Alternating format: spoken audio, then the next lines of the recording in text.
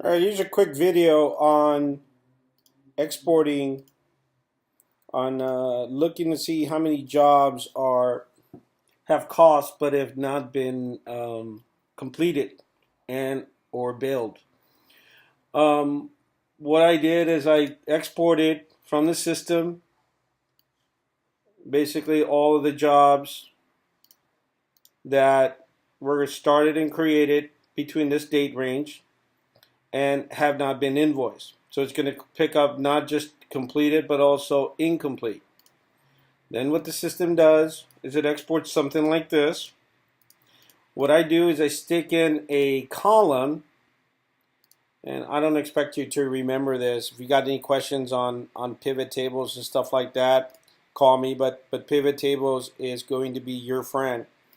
I stick a column in here and then I create an index so that it groups automatically all my PMs, my QTs, TCs, V's for repairs and E's for equipment.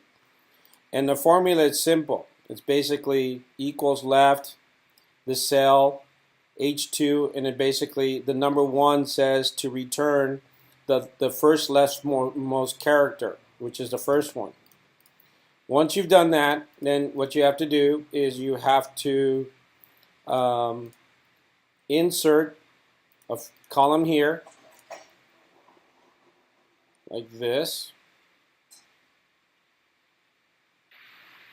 You copy the whole column H, G, just here, G to H, and when you paste it, you're going to do paste special.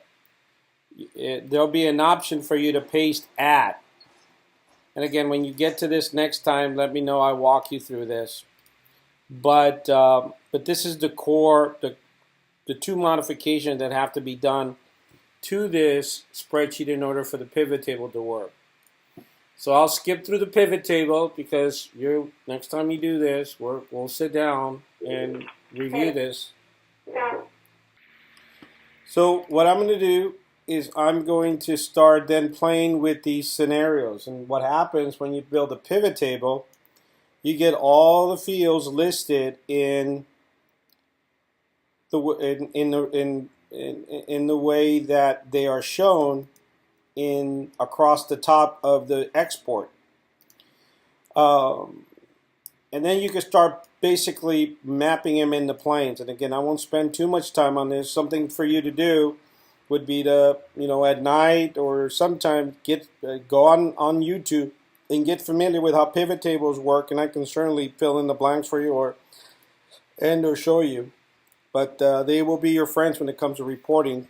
So what I do then is I basically clicked on the fields that I'm going to need, and then I simply place them in where I want them to show up on the report.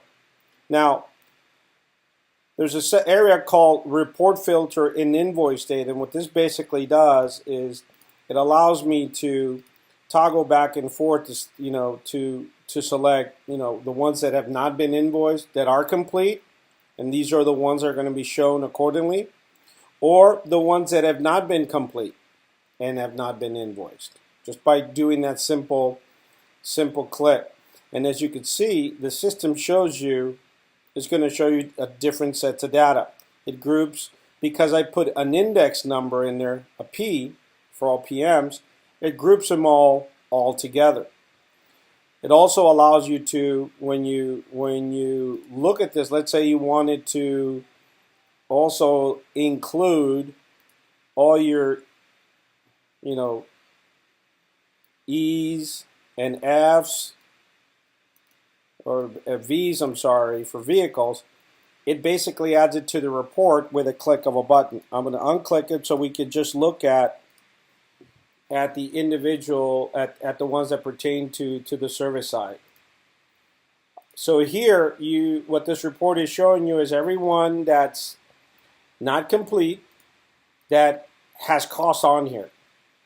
And it totals it by PM as well as QTs,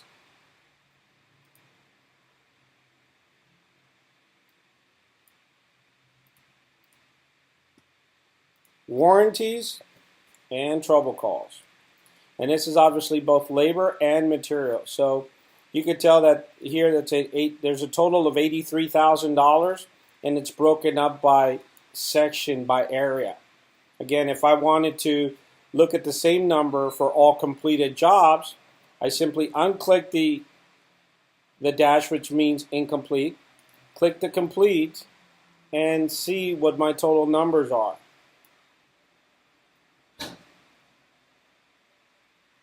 And in this case, it's $28,000 worth of costs that have not been invoiced or complete, but they have been completed.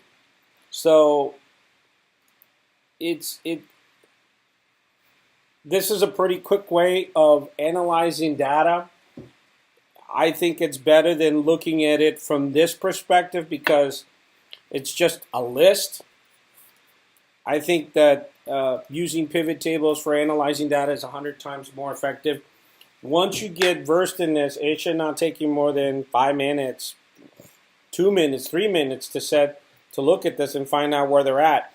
And then what you can do is basically make spreadsheets, copies of these, and then compare them accordingly. Take a look at this sheet. I'm going to send it to you. Take a look at the video. And as I said, start getting versed in pivot tables. Pivot tables is a must for analyzing financial data.